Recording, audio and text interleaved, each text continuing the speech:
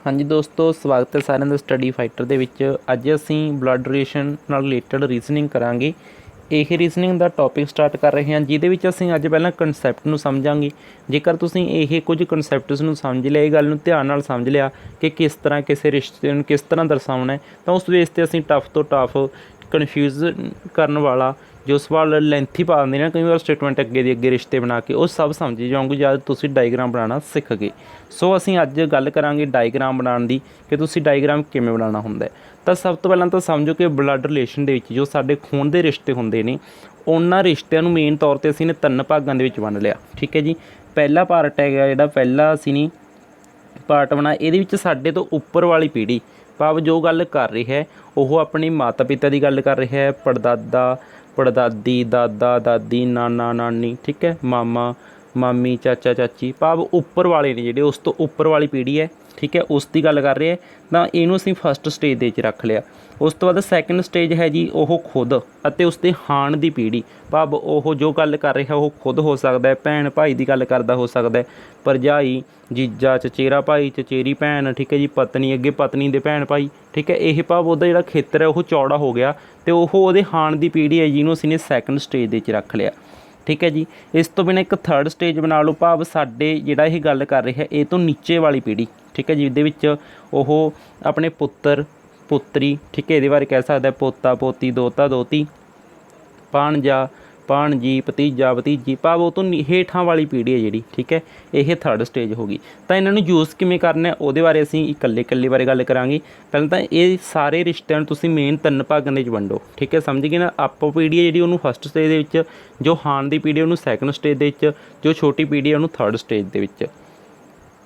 तो देखो जी, जो साडे तो भाव बड़े ने जिमें दादा दादी माता पिता हो सकते हैं, ठीक है जी, नाना नानी मामा मामी चाचा चाची, ये सब, तो उन्होंने असीं ने फस्ट स्टेज दे रखे। तुसीं इहनूं दर्शाउण लई देखो, जिवें असीं ने कहता कि ए है जिहड़ा वो पिता है वी दा, तो तुसीं ए वाल इस तरह तीर लगा दो। भाव जद असीं उपर वाली पीढ़ी की गल करांगे, असीं तीर हमेशा उपर वाल नूं लैके जाना है। ठीक है जी, उपर वाल नूं तीर लगाना है। जद असीं गल करांगे उपर वाले बड़े रिश्ते की, ठीक है जी, उपर वाली पीढ़ी की गल करांगे, तो जिहदे विच ये दादा दादी आ सकते हैं, माता पिता, ठीक है, तो ये सब आ सकते हैं। तो इस तरह तुसीं इहनूं कर सकते हो। उस तो बाद जब गल आती है साडे हाण की पीढ़ी की, जिहदे विच भैन भाई हो सकता है, कहा जा सकता, जिवें कहता मन के चलो कि ए दा भाई, ठीक है, ए दा भाई बी है, तो उहदे विचकार असीं एक सिंगल लाइन लगावांगे। ठीक है जी, सिंगल लाइन लगावांगे। अते जेकर कहता मन के चलो भी आर आर अते एस आप दे विच पति पत्नी ने, तो उत्थे तुसीं इस तरह एक लाइन लगा के, ठीक है, ये उत्ते डबल कट लगा सकते हो। सिर्फ निशानी लई है, ये निशानी तुसीं होर तरीके नाल भी रख सकते हो, नो प्रॉब्लम। तो इस तरह असीं एक लेटमी लाइन लगा के उत्ते डबल कट लगावांगे पति पत्नी का संबंध दर्शाउण दे लई। तो इस तरह असीं हाण दी पीढ़ी लई एक इस तरह टेढ़ी लाइन, ठीक है, अते उस तो बिना जिहड़ी वड्डी पीढ़ी सी उहदे लई देखो असीं उपर वाल नूं तीर लगाया सी। उस तो बिना जो हेठां वाली पीढ़ी है, हेठां रिश्ते ने, उन्हां दे लई असीं इस तरह नीचे वाल नूं तीर लगाया करांगे। जिवें कि असीं उदाहरण दे दिंदे हां कि एक आर है, ठीक है जी, आर दा जिहड़ा पुत्त है, आर दा पुत्त हैगा क्यू, ठीक है, तो उहदा नीचे वाल नूं तीर आ गया। जेकर भतीजा भतीजी पुत्र पुत्री कहा होवे तो असीं तीर नीचे वाल नूं लैके आने। इस तरह तुसीं इन्हां नूं 3 स्टेजां नूं याद कर लिया होवेगा, उम्मीद है। ठीक है जी, हुण इस बेस ते तुसीं किसी सवाल नूं हल किवें करना, उहदे लई 3 पॉइंटां नूं होर ध्यान दे के रखो। नंबर 1, सब तो पहलां किसी दा नाम जदों असीं ने सुन लिया, मान के चलो असीं नाम सुन लिया रमन, ठीक है जी, रमन, ਜਾਂ फिर असीं ने नाम सुन लिया मन के चलो गगन, ठीक है जी, ਜਾਂ ਅਸੀਂ ने सुन लिया कोई ਇਹ ਜਿਹਾ नाम ਜਿਹੜਾ ਕੋਮਨ ਜਿਹਾ ਹੁੰਦਾ, ਕਈ ਵਾਰ ਕਮਲ ਹੋ ਸਕਦਾ ਹੈ, ਕਮਲ। ਤਾਂ ਨਾਮ ਦੇ ਬੇਸ 'ਤੇ ਅਸੀਂ ਨੇ ਉਹਨੂੰ ਲਿੰਗ ਪਲਿੰਗ ਦੀ ਕੈਟਾਗਰੀ ਨਹੀਂ ਦੇਣੀ। ਅਸੀਂ ਨੇ ਇਹ ਨਹੀਂ ਸਮਝਣਾ ਕਿ ਉਹ ਮੇਲ ਹੈ ਫੀਮੇਲ ਹੈ, ਤਾਂ ਉਹਦੇ ਨਾਮ ਤੋਂ ਨਹੀਂ ਪਤਾ ਕਰਨਾ। ਸਾਨੂੰ ਲਿੰਗ ਸਮਝਣ ਦੇ ਲਈ ਇਹ ਗੱਲ ਨੂੰ ਧਿਆਨ ਦੇ 'ਚ ਰੱਖਣਾ ਪਵੇਗਾ, ਜੈਂਡਰ ਸਮਝਣ ਦੇ ਲਈ ਇਹ ਗੱਲ ਨੂੰ ਧਿਆਨ ਦੇ 'ਚ ਰੱਖੋ ਕਿ ਜਦੋਂ ਕਿਹਾ ਗਿਆ ਕਿ ਉਸ ਦੀ ਗੱਲ ਕੀਤੀ ਗਈ ਹੈ ਭੈਣ, ठीक है, तो भैन शब्द वरत्या हो सकता है, माँ शब्द वरत्या हो सकता है, भरजाई दादा दादी, ठीक है, तो उस बेस ते सानू क्लीयर होना चाहिए भी ये मेल है कि फीमेल है। ठीक है, भाव आदमी के लिए असीं शब्द वरत्या करांगे एम, अते औरत के लिए असीं शब्द वरत्या करांगे फीमेल। तो इस तरह सानू किसी के नाम तो नहीं असीं ने उन्होंने गैस करना भी ये मेल है या फीमेल है। जदों सानू श्योर हो गया, पिता कहता, मन के चलो कहता, देखो इत्थे उदाहरण दिन्ने सी तुहानूं, मन के चलो कहता कि ए है जिहड़ा ओह पिता है, एक मिनट, जिहड़ा ए है ਉਹ ਪਿਤਾ ਹੈ ਸੀ ਦਾ। ਠੀਕ ਹੈ, ਉੱਪਰ ਵੱਲ ਨੂੰ ਤੀਰ ਲਗਾ ਲਿਆ।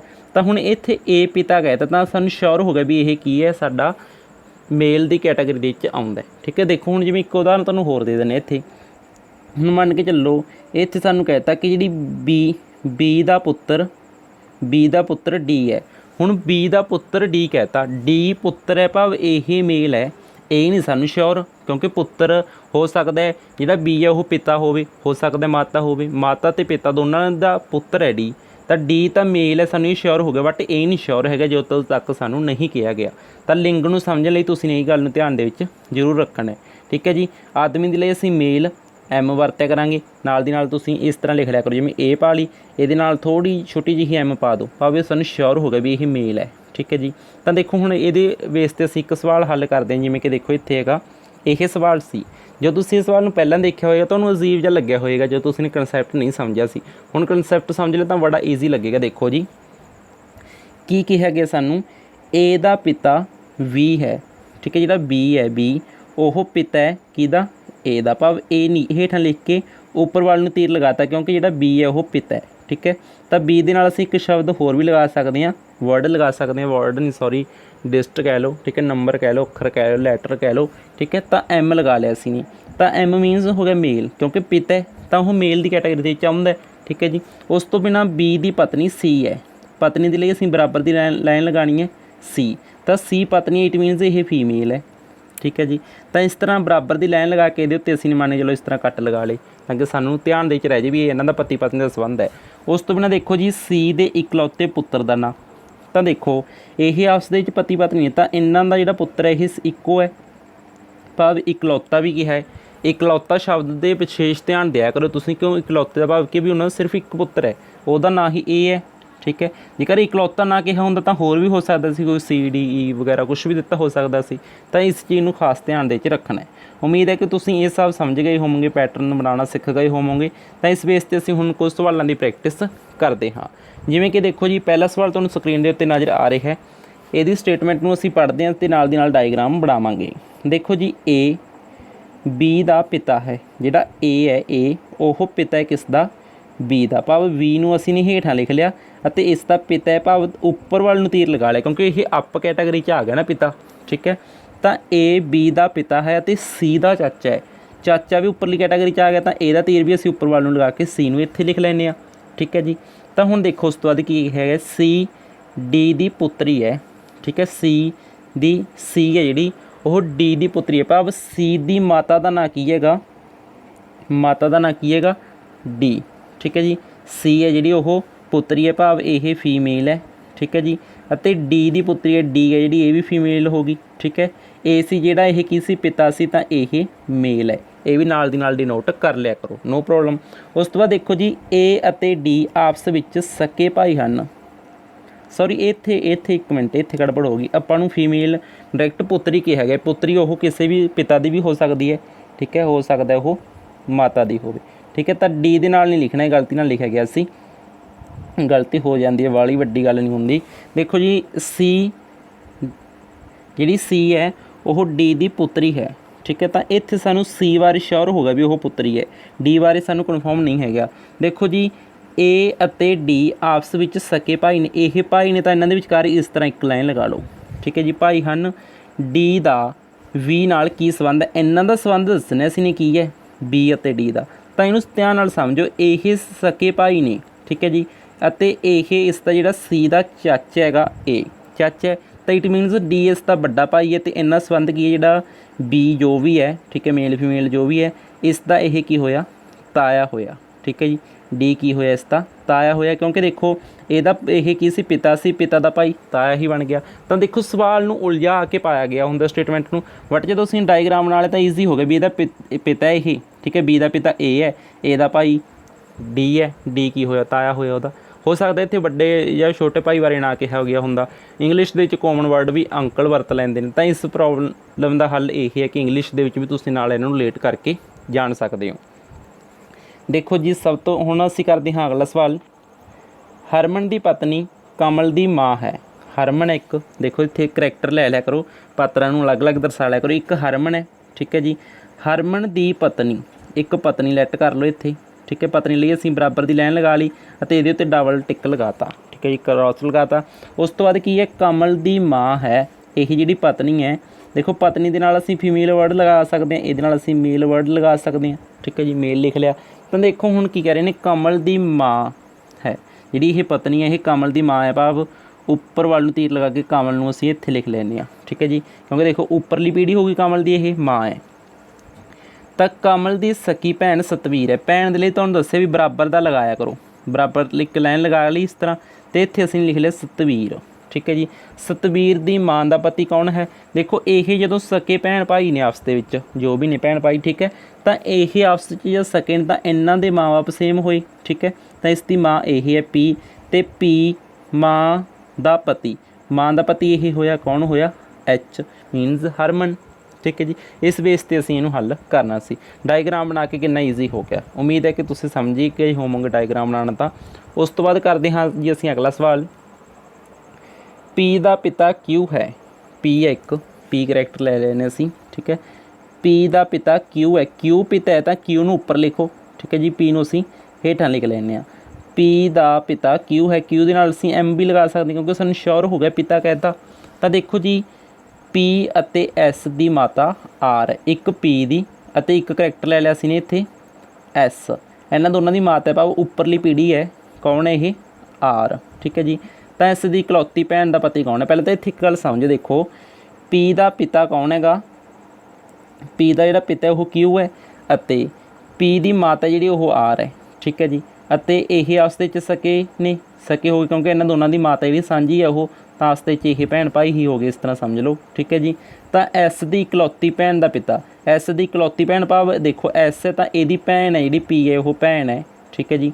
एस की इकलौती भैन का पिता भाव क्यू, ठीक है, कौन है पिता इसका? क्यू। देखो इस तरह इनू उलझाने की कोशिश की गई सी, बट तुसीं ऐ समझो ये आपस विच भैन भाई हो गए जो भी नहीं, ठीक है। तो देखो इसका पिता अगे कौन होया? क्यू, क्योंकि इस चीज़ तो सानूं दित्ती भी हुई सी ऑलरेडी, बट जब असीं उहनूं डायग्राम नूं समझिया फिर पता लग्या भी उत्थे गल टिक गई आके, ठीक है जी। तो इस बेस ते इहनूं हल करना सी। इहदा राइट आंसर होना सी क्यू, ठीक है, जिहड़ा क्यू है वो पिता हैगा, इकलौती भैन का कह लो जां किवें भी, ठीक है। तो इसका क्यू राइट आंसर आउणा सी। उस तो बाद असीं हल करते हैं जी अगला सवाल। अगला सवाल है जी आर अते एस का पुत्र बी है, एक आर पात्र ले लिया असीं, एक एस ले लिया। आर अते एस का पुत्र बी है, देखो हुण आपस विच ये पति पत्नी नहीं, फेर ही इन्हां दा कॉमन पुत्र है, ठीक है जी। तो इत्थे असीं बराबर की लाइन लैके ते डबल कट ला लिया। उस तो बाद इन्हां दा पुत्र जिहड़ा बी है, मीनस इन्हां दा कॉमन पुत्र हो गया बी, ठीक है। आर अते एस का पुत्र बी, पुत्र है ये, इस करके सानूं ये तो श्योर हो गया भी ये मेल है, ठीक है जी, क्योंकि मेल फीमेल की गल आती है ना कई बार उत्थे जेंडर बेस से साडा सवाल गलत हो जाता है। तो इन्हां दे विचों नहीं सानूं हजे श्योर हैगा भी इन्हां दे विचों मदर कौन है फादर कौन है। देखो अगे पढ़ते हैं असीं, पी की माता एस है, एक पी है कोई, ठीक है। तो इसकी माता एस है, यही जिहड़ी एस है यही की होगी? फीमेल होगी क्योंकि माता है। तो यह फीमेल है तो यह ऑटोमैटिकली मेल हो गया क्योंकि आपस में यह पति पत्नी नहीं, ठीक है जी। जेकर बी का भाई पी है, यह हुण भाई हो गई, ठीक है। जेकर बी का भाई पी है तो पी का पिता कौन है? हुण जदों यह आपस विच भाई ने, ठीक है जी, आपस विच भाई दे रखे ने, तो पी का पिता कौन है? तो जदों यह भाई ने ए दा जिहड़ा पिता है उही इसका पिता हो गया, ठीक है जी। यह जिहड़ी अपने इत्थे ਲਈ सी असीं ने बी, ठीक है। बी का पिता कौन सी? असीं लिया सी आर, ठीक है। तो इसका राइट आंसर होएगा आर। तो इस बेस पर असीं इहनूं हल करना सी, ठीक है। जो आर है यह जद बी का पिता है, ठीक है, बी का पिता है तो यह पी का भी पिता होवेगा क्योंकि आपस में ये भाई भाई सी। उस तो बाद असीं गल करते हैं जी अगले सवाल की। राम ने सीता वाल इशारा करके कहा कि वह मेरे पुत्र दे पुत्र की माँ है। राम ने सीता वाल इशारा करके कहा, इस तरह सवाल कुछ इंपोर्टेंट बन जाता, इशारा करने दे विच ही गल बदल जाती है, ठीक है जी। एक करैक्टर ले लिया ने राम इत्थे, ठीक है। राम ने सीता वाल इशारा करके कहा कि वह मेरे पुत्र, ਉਹਦਾ पुत्र भाव नहीं हेठां वाल नूं आऊगी पीढ़ी, ठीक है। तो तीर हेठां वाल नूं लगा लिया। उस तो बाद वो मेरे पुत्र दे पुत्र, एक पुत्र इत्थे सी, अगे वो पुत्र का भी पुत्र है जिहड़ा, वो पुत्र का भी जिहड़ा पुत्र है तीर होर हेठां नूं वग गया, ठीक है जी। दी माँ है, ठीक है, माँ है तो यदी उपर वाल नूं चलूगी क्योंकि जिहड़ा पुत्र का पुत्र है अगे ओहदी माँ कौन हैगी? सीता, ठीक है जी। ਤਾਂ ਦੇਖੋ ਇਹ ਇਸ ਦਾ ਜੇ ਇਹਨੂੰ ਉੱਪਰ ਓਪੋਜਿਟ ਸੋਚ ਕੇ ਦੇਖੀਏ, ਜਿਹੜਾ ਇਹਦਾ ਪੁੱਤਰ ਇਹ ਹੈ ਤਾਂ ਇਹਦਾ ਪਿਤਾ ਇਹ ਹੋਇਆ, ਤਾਂ ਇਹ ਆਪਸ ਵਿੱਚ ਪਤੀ ਪਤਨੀ ਹੋ ਗਏ। ਠੀਕ ਹੈ ਜੀ। ਹੁਣ ਦੇਖੋ ਇੱਥੇ ਤਾਂ ਡਾਇਗਰਾਮ ਬਣਾ ਕੇ ਅਸੀਂ ਨੇ ਇੱਥੇ ਵੀ ਡਾਇਗਰਾਮ ਬਣਾ ਲਿਆ, ਈਜ਼ੀ ਹੋ ਗਿਆ ਨਾ। ਉਸ ਤੋਂ ਬਾਅਦ ਅੱਗੇ ਪੜ੍ਹਦੇ ਹਾਂ ਅਸੀਂ, ਤਾਂ ਰਾਮ ਦੀ ਪਤਨੀ ਦਾ ਇਹ ਰਾਮ ਦੀ ਪਤਨੀ, ਠੀਕ ਹੈ, ਰਾਮ ਦੀ ਜੋ ਪਤਨੀ ਹੋ ਗਈ ਇਹਨੂੰ ਅਸੀਂ ਪਤਨੀ ਹੀ ਲਿਖ ਲੈਨੇ ਇੱਥੇ। ਠੀਕ ਹੈ ਜੀ, ਪਤਨੀ। ਤਾਂ ਇਹ ਪਤਨੀ ਹੈ ਜਿਹੜੀ, ਤਾਂ ਰਾਮ ਦੀ ਪਤਨੀ ਦਾ ਸੀਤਾ ਨਾਲ ਕੀ ਰਿਸ਼ਤਾ ਹੈ, ਤਾਂ ਸੀਤਾ ਨਾਲ ਦੇਖੋ ਇਹ ਵਾਸਤੇ 'ਚ ਤਾਂ ਕੀ ਨੇ, ਪਤੀ ਪਤਨੀ ਨੇ। ਠੀਕ ਹੈ ਜੀ। ਤਾਂ ਇਹਨਾਂ ਦਾ ਪੁੱਤਰ ਇਹ ਹੈ ਜਿਹੜਾ ਇੱਥੇ ਲਿਆ ਸੀ ਅਸੀਂ ਨੇ, ਤਾਂ ਇਹ ਕੀ ਹੈ, ਇਹਦੀ ਪਤਨੀ ਹੈ, ਭਾਵ ਇਸ ਦੇ ਦੇਖੋ ਇਸ ਦੇ ਪੁੱਤਰ ਦੀ ਪਤਨੀ ਹੈ ਇਹ। ਠੀਕ ਹੈ, ਭਾਵ ਜਿਹੜੀ ਇਹ ਹੈ ਦੇਖੋ ਰਾਮ ਦੀ ਪਤਨੀ ਹੈ, ਤਾਂ ਇਹਦਾ ਸੀਤਾ ਨਾਲ ਕੀ ਰਿਸ਼ਤਾ, ਇਹ ਸੱਸ ਹੋਈ ਇਹਦੀ। ਠੀਕ ਹੈ ਜੀ। ਤਾਂ ਦੇਖੋ ਜਿਹੜੀ ਐਸ ਹੈ ਸੀਤਾ ਉਹ ਨੂੰਹ ਹੈ, ਤਾਂ ਇਹ ਕੀ ਹੋਈ, ਉਹਦੀ ਸੱਸ ਹੋਈ। ਇਸ ਤਰ੍ਹਾਂ ਇਹਨੂੰ ਹੱਲ ਕਰਨਾ ਹੁੰਦਾ। ਇਹ ਜਿਹੜੇ ਬਲੱਡ ਰਿਲੇਸ਼ਨ ਵਾਲੇ ਸਵਾਲ ਨੇ ਡਾਇਗਰਾਮ ਨਾਲ ਬੜੇ ਈਜ਼ੀ ਹੋ ਜਾਂਦੇ ਨੇ, ਨਹੀਂ ਤਾਂ ਦੇਖੋ ਪਤਾ ਨਹੀਂ ਲੱਗਦਾ ਉਹ ਪੁੱਤਰ ਕਿਹੜੇ ਦਾ ਪੁੱਤਰ ਬਣ ਗਿਆ, ਉੱਥੇ ਆ ਕੇ ਕਿਵੇਂ ਨੂੰਹ ਬਣ ਗਈ। ਠੀਕ ਹੈ, ਇਸ ਤਰ੍ਹਾਂ ਕਨਫਿਊਜ਼ ਕਰ ਦਿੰਦੇ ਨੇ, ਨਹੀਂ ਤਾਂ ਬਟ ਨੋ ਪ੍ਰੋਬਲਮ, ਤੁਸੀਂ ਡਾਇਗਰਾਮ ਬਣਾਉਣਾ ਉਮੀਦ ਹੈ ਕਿ ਸਿੱਖ ਗਏ ਹੋਵੋਗੇ। ਹਾਂਜੀ, ਇਸ ਵੀਡੀਓ ਦੇ ਵਿੱਚ ਇੰਨੇ ਕੁ ਸਵਾਲ ਸੀ। ਹੋਰ ਸਵਾਲਾਂ ਦੀ ਅਸੀਂ ਹੋਰ ਵੀ ਪ੍ਰੈਕਟਿਸ ਕਰਾਂਗੇ, ਤਾਂ ਸਾਡੇ ਚੈਨਲ ਨੂੰ ਸਬਸਕ੍ਰਾਈਬ ਕਰ ਲਓ। ਵੀਡੀਓ ਚੰਗੀ ਲੱਗੀ ਤਾਂ ਆਪਣੇ ਦੋਸਤਾਂ ਵਿੱਚ ਸ਼ੇਅਰ ਕਰ ਦਿਓ, ਤਾਂ ਕਿ ਕਿਸੇ ਦੋਸਤ ਦਾ ਫਾਇਦਾ ਹੋ ਸਕੇ। ਇਹ ਵੀਡੀਓ ਇੱਥੇ ਤੱਕ ਦੇਖਣ ਲਈ ਸਾਰੇ ਦੋਸਤਾਂ ਦਾ ਬਹੁਤ ਬਹੁਤ ਧੰਨਵਾਦ।